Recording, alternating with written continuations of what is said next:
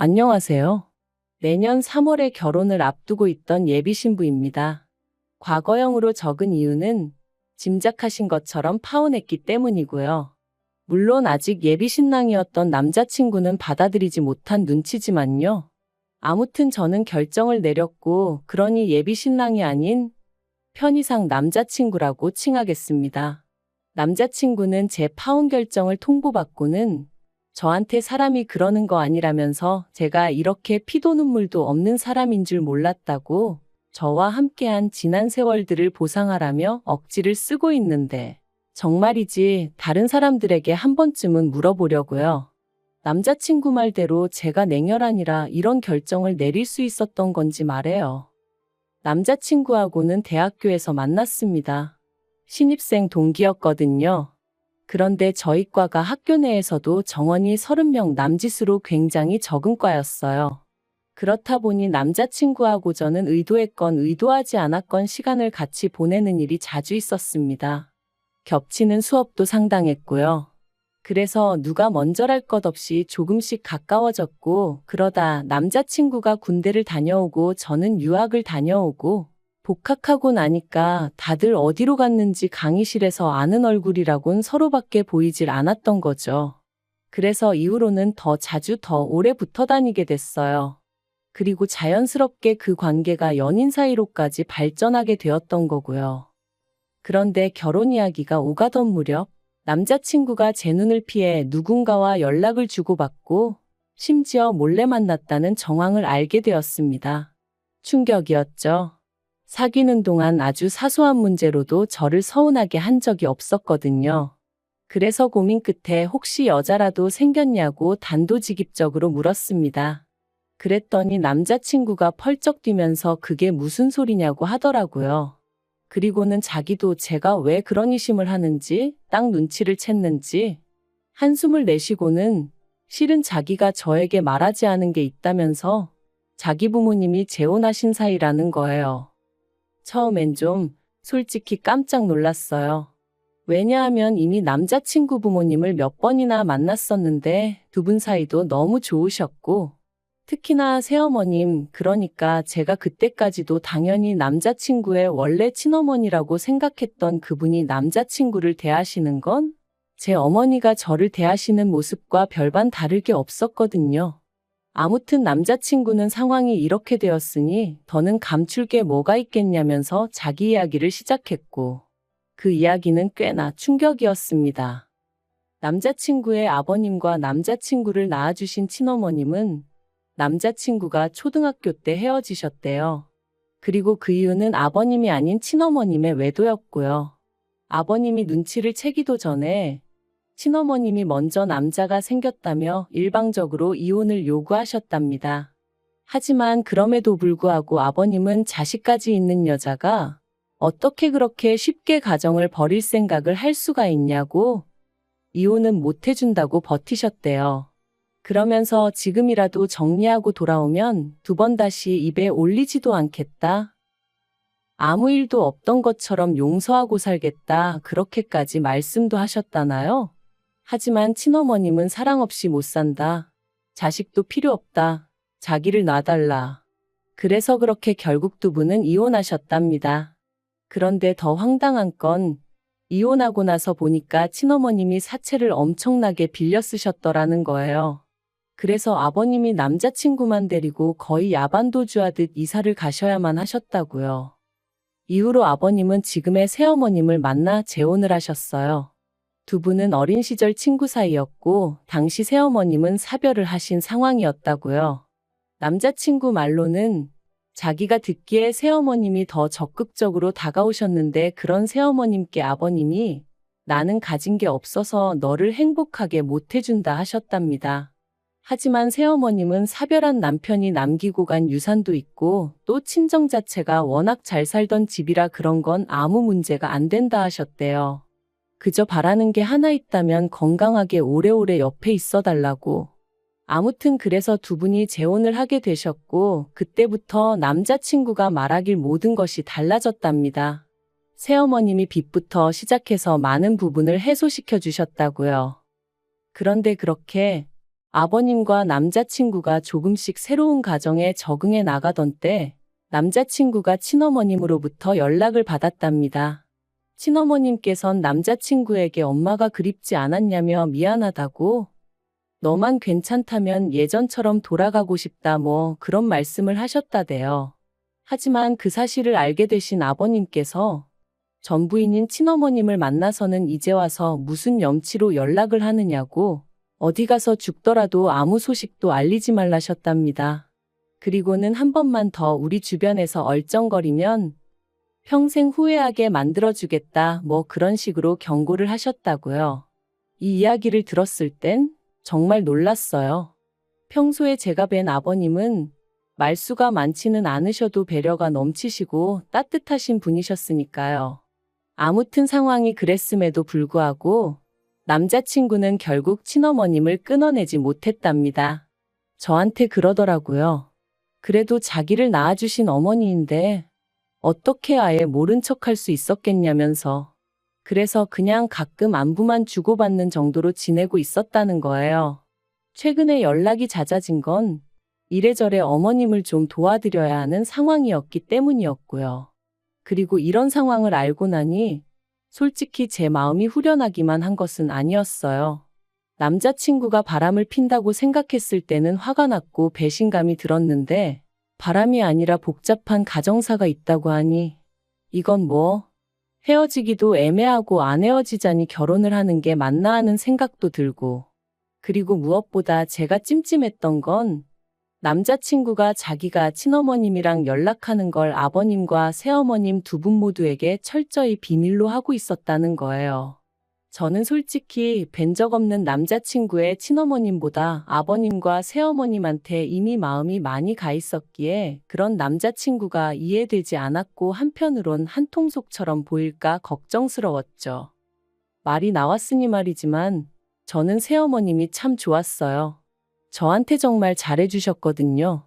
일단 뭐 결혼 전이니 어떻게 보면 당연하기도 하지만 저한테 먼저 연락하고 그러시는 것도 없고 그렇다고 제 연락을 기다리시는 것도 아니고, 제가 집에 갔을 때도 너는 손님이니 부엌 근처에는 밥 먹을 때 빼곤 오지도 말라 하시고, 보통 아버님하고 차리시고 손이 부족하면 남자친구를 부르시고 그러셨어요.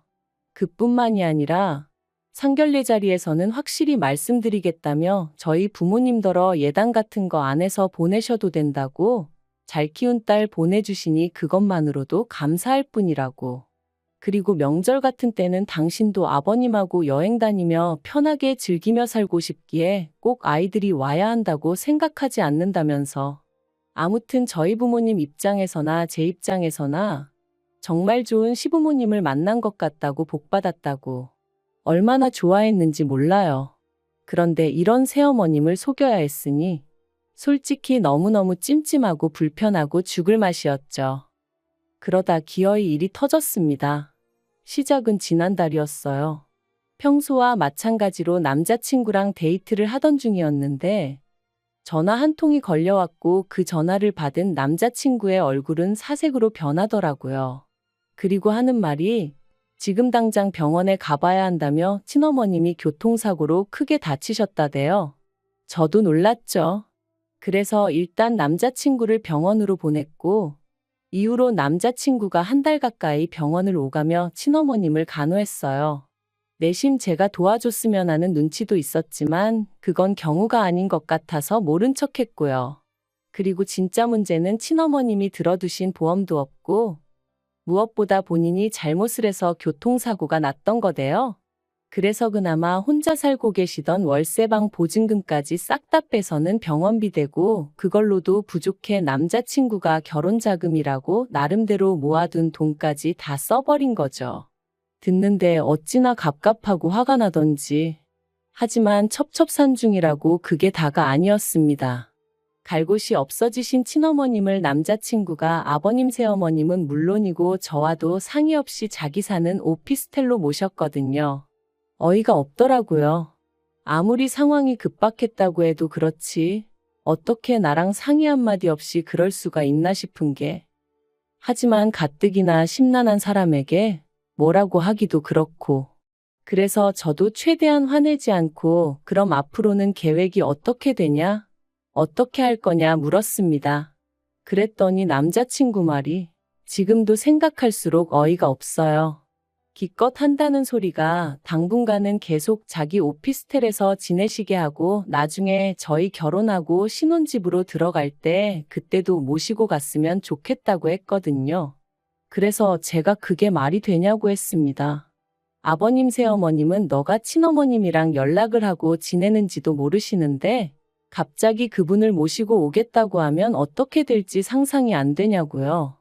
그리고 기껏 아버님이랑 새어머님은 어떻게든 남자친구나 저나 조금이라도 편하게 지내게 해주시려고 매사 배려를 해주시는데 떡하니 친어머님을 모시고 살겠다 하면 그게 곱게 보일 리가 있겠냐 했죠. 그래서 저는 절대로 그렇게는 못한다 했습니다. 말도 안 되는 일이라고요. 그리고 결국 제가 우려했던 일이 현실로 벌어졌어요. 바로 새어머님께서 친어머님의 존재를 알게 되신 거죠. 남자친구가 이제 신혼집을 구하면 오피스텔은 빼야 하니까 살던 오피스텔을 부동산에 내놨는데 부동산에서 이제 집을 보러 오니까 친어머님이 그 사람들한테 문을 열어준 거죠. 그런데 문제는 남자친구가 살던 오피스텔은 계약자며 명의가 전부 저희 새어머님으로 되어 있어요. 실제로 그분 거기도 하고요. 그러니 새로운 입주자를 들이는 과정에서 새어머님께 연락이 갔고 이런저런 대화가 오가는 와중에 매번 집에 계셔서 편했다 하니까 이게 무슨 소리냐 하면서 새어머님이 직접 오피스텔에 찾아가셨다가 친어머님을 만나게 되신 거예요. 그리고 그때부턴 정말 폭풍이 따로 없었습니다.